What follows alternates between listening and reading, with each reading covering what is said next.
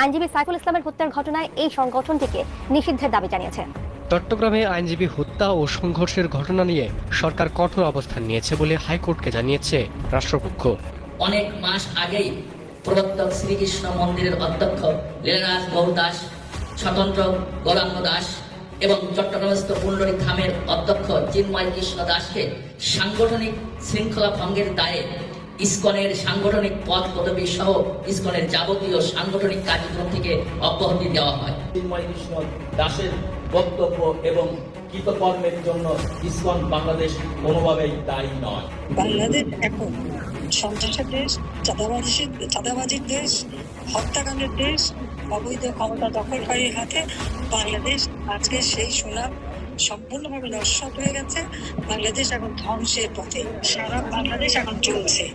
ব্যাপক হামলার পরিকল্পনা ভারতের। কি পরিকল্পনা করছে ভারত? বিশ্লেষকদের মতে শেখ হাসিনা সরকারের পতনের পর বাংলাদেশের সঙ্গেও নয়া দিল্লির সম্পর্ক এখন তলানিতে।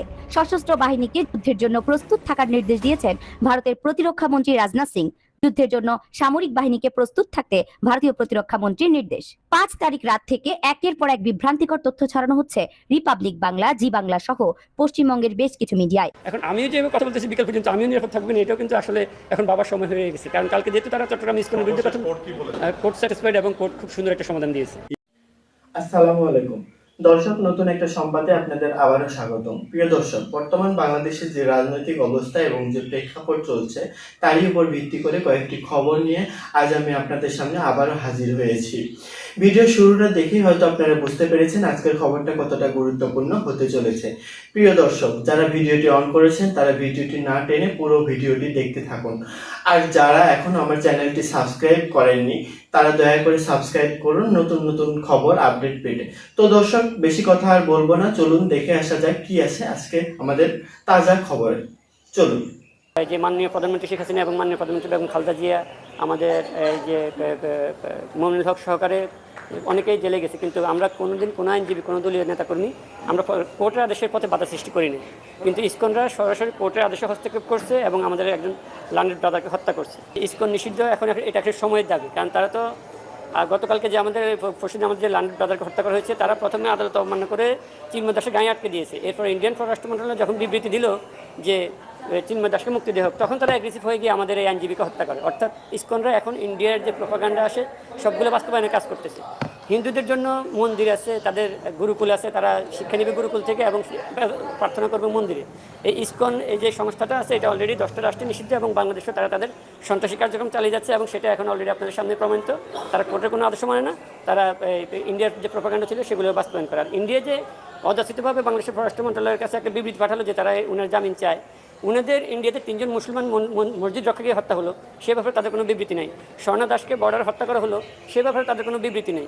বাংলাদেশের নিপুণ রায়কে পুলিশ পিটিয়ে মাথা ফাটিয়ে দিল, গয়েশ্বরচন্দ্র রায়কে জেলে নিল, আমাদের নিতাই কুমার রায় লার্নেড সিনিয়র উনাদেরকে জেলে নিল, তখন তাদের কোনো বিবৃতি নেই। কিন্তু ইসকনের ব্যাপারে উনাদের একমাত্র ইন্টারেস্ট হওয়ার কারণ হলো তারা তাদের প্রত্যেকটা প্রোপাগান্ডা ইসকনকে দিয়ে, অর্থায়ন দিয়ে, অস্ত্র দিয়ে, বুদ্ধি দিয়ে সহায়তা করে বাংলাদেশটাকে অস্থির করে যাচ্ছে। হায়দ্রাবাদ অথবা সিকিমের মতো যদি একটা রাষ্ট্র তারা প্রতিষ্ঠা করতে পারে, দেশে যদি দাঙ্গা লাগাতে পারে, তাহলে তারা খুব সহজে বাংলাদেশটাকে দখল করে নিতে পারবে। কারণ তাদের অতীত ইতিহাস হচ্ছে হায়দ্রাবাদকে দাঙ্গা লাগিয়ে দখল করা, তাদের অতীত ইতিহাস হচ্ছে সিকিমকে তারা দাঙ্গা লাগিয়ে দখল করে নিয়েছে। এখন তারা ইসকনের মাধ্যমে, সন্ত্রাসী কার্যক্রমের মাধ্যমে বাংলাদেশে যদি দাঙ্গা লাগাতে পারে তাহলে তারা বাংলাদেশটাকে খুব সহজে দখল করে নিতে পারবে। আমরা যখন হিন্দু মুসলিম দাঙ্গা লিপ্ত হয়ে যাবে তখন তাদের দখল করে নেওয়াটা খুব সহজ হয়ে যাবে। 3টে মামলা হয়েছে, যে তারা বলছে যে সিসিটিভি ফুটেজ দেখে অলরেডি 3টে মামলা হয়েছে। একটা মামলা 30 জনকে গ্রেপ্তার করা হয়েছে, আর একটা মামলা 6 জনকে গ্রেপ্তার করা হয়েছে এবং বাকিটা আন্ডার ইনভেস্টিগেশন আছে। দেখে সিসিটিভি ফুটেজ দেখে পর্যায়ক্রমে তারা তাদের কার্যক্রম চালিয়ে যাচ্ছে এবং মোট 30 জন আর 3 জন, টোটাল 33 জনকে গ্রেপ্তার করা হয়েছে। বাংলাদেশ এখন সন্ত্রাসের দেশ, চাঁদাবাজির দেশ, হত্যাকাণ্ডের দেশ, অবৈধ ক্ষমতা দখলকারীর হাতে বাংলাদেশ আজকে সেই সুনাম সম্পূর্ণভাবে নস্যাৎ হয়ে গেছে। বাংলাদেশ এখন ধ্বংসের পথে, সারা বাংলাদেশ এখন চলছে। জেলা উপজেলা ইউনিয়ন পর্যন্ত মামলা দিয়ে হয়রানি করা হবে অথবা আগুন দিয়ে পুড়িয়ে দেওয়া হবে। এই 2টি কাজই তারা করতে পারে। বাংলাদেশে কারো কথা বলার অধিকার নাই। কোনো সংবাদপত্র অথবা টেলিভিশন কেউ কোনো নিউজ দিতে পারবে না। চরম মানবাধিকার লঙ্ঘনের মধ্যে দিয়ে বাংলাদেশটা চলছে। এই ধরনের একটা অন্ধকার যুগের দিকে আমাদের দেশটাকে ঠেলে দিচ্ছে, দেশের মানুষকে ঠেলে দিচ্ছে। আশ্রমের মাধ্যমে যাদের পরিবার ঘর দিয়েছি সেগুলো দখল করে দিচ্ছে। মানে দখলবাজি, চাঁদাবাজি, আসামি হোক আর না হোক সেখানে যে তাদের কাছে চাঁদা দেওয়া, নইলে মামলা দেওয়া, মামলাবাজি, চরম মানবাধিকার লঙ্ঘনের মধ্যে দিয়ে বাংলাদেশটা চলছে। এই অবস্থা থেকে মুক্তি পাওয়াটাই হচ্ছে এখন সব থেকে বড় প্রয়োজন, দেশের মানুষকে রক্ষা করার। তো আমি আমাদের প্রবাসী যারা, তাদেরকে ধন্যবাদ জানাই। তারা যে গণতন্ত্র ফিরিয়ে আনার জন্য, দেশের মানুষের শান্তি নিরাপত্তা নিশ্চিত করার জন্য যে সকল পদক্ষেপ আপনারা নিচ্ছেন, আপনাদের অনেক ধন্যবাদ। বাংলাদেশে কারো কথা বলার অধিকার নাই। কোনো সংবাদপত্র অথবা টেলিভিশন কেউ কোনো নিউজ দিতে পারবে না।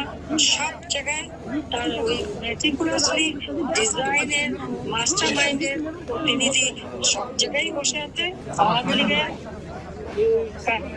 লক্ষাধিক নেতা কর্মী আমাদের বাড়ি ঘর করে অঙ্গার হয়ে গেছে এবং যার ভুক্তভোগী আমাদের অনেকে প্রবাসীও। তো আমি আপনাদের সবাইকে এইভাবে বলবো যে দেশের মানুষের জীবন মান রক্ষা করা, তাদের জীবনের শান্তি ফিরিয়ে আনা, কর্মসংস্থান ব্যবস্থা করা, দ্রব্যমূল্য নিয়ন্ত্রণ করা, ন্যায় বিচার নিশ্চিত করা, আইনের শাসন নিশ্চিত করা, এটা একান্তভাবে অপরিহার্য। তার জন্য আপনারা যে আন্দোলন করছেন সেজন্য আপনাদেরকে আন্তরিক ধন্যবাদ জানাচ্ছি। আর আন্তর্জাতিক ভাবে আমার এটাই আবেদন থাকবে যে একবার ফিরে দেখুন, আওয়ামী লীগ 2009 সাল থেকে এই 24 সাল পর্যন্ত বাংলাদেশকে উন্নয়নের রোল মডেল হিসেবে বিশ্বব্যাপী প্রতিষ্ঠিত করেছিল। বাংলাদেশ ছিল বিশ্বের কাছে উন্নয়নের বিস্ময়। আর দুর্ভাগ্যের বিষয়, সেই বাংলাদেশ এখন সন্ত্রাসের দেশ, চাঁদাবাজির দেশ, হত্যাকাণ্ডের দেশ, অবৈধ ক্ষমতা দখলকারীর হাতে বাংলাদেশ আজকে সেই সুনাম সম্পূর্ণভাবে নস্যাৎ হয়ে গেছে। বাংলাদেশ এখন ধ্বংসের পথে। এই ধ্বংসের হাত থেকে দেশ ও জাতিকে সকলে মিলে রক্ষা করতে হবে, সেটাই আমার সকলের কাছে আবেদন। সব থেকে দুঃখের বিষয়, জাতির পিতার নাম মুছে ফেলা, তারকে অপমান করা। ওই 32 নম্বর আমাদের 2 বোনের ওই সম্পত্তি আমরা নিজেরা ভোগ করিনি, আমরা ট্রাস্ট করে জনগণকে দান করে দিয়েছিলাম। আমাদের স্বাধীনতার স্মৃতি বিজড়িত, সেটাও আগুন দিয়ে পুড়িয়ে দিয়েছে। আর আমাদের বাড়িঘর সব পুড়িয়ে লুটপাট করা হয়েছে। সারা দেশের মানুষেরই যেমন সব কিছু গেছে, এখানে আমাদের কোনো আফসোস নাই। আফসোস একটাই যে দেশটাকে সোনার বাংলা করে তোলার পথে আমরা এগিয়ে নিয়ে যাচ্ছিলাম, দ্রুততার সাথে বাংলাদেশের মানুষের জীবন বা কোথাও হাঁকার ছিল না, কোথাও ভিক্ষাবৃত্তি ছিল না, অসীম জীবনের স্বস্তি ফিরেছিল, সেটাকে নস্যাৎ করেছে। এবং সাধারণ মানুষ, সাংবাদিক, সংস্কৃতিসেবী, সংখ্যালঘু সম্প্রদায়, ব্যবসায়ী সম্প্রদায়, প্রত্যেকেই আজকে জীবনে হাহাকার। ব্যাপক হামলার পরিকল্পনা ভারতের। কি পরিকল্পনা করছে ভারত? বিশ্লেষকদের মতে শেখ হাসিনা সরকারের পতনের পর বাংলাদেশের সঙ্গেও নয়াদিল্লির সম্পর্ক এখন তলানিতে। সশস্ত্র বাহিনীকে যুদ্ধের জন্য প্রস্তুত থাকার নির্দেশ দিয়েছেন ভারতের প্রতিরক্ষা মন্ত্রী রাজনাথ সিং। যুদ্ধের জন্য সামরিক বাহিনীকে প্রস্তুত থাকতে ভারতীয় প্রতিরক্ষা মন্ত্রীর নির্দেশ। 5 তারিখ রাত থেকে একের পর এক বিভ্রান্তিকর তথ্য ছড়ানো হচ্ছে রিপাবলিক বাংলা, জি বাংলা সহ পশ্চিমবঙ্গের বেশ কিছু মিডিয়ায়। কথাগুলো আমার নয়, বিভিন্ন গণমাধ্যমের খবর এগুলো। দর্শক, ব্যাপক হামলা করছে ভারত, আর এটা মোটেও সুখবর নয়। তারা প্রবেশ করছে বাংলাদেশে। মাত্র কিছুদিন আগে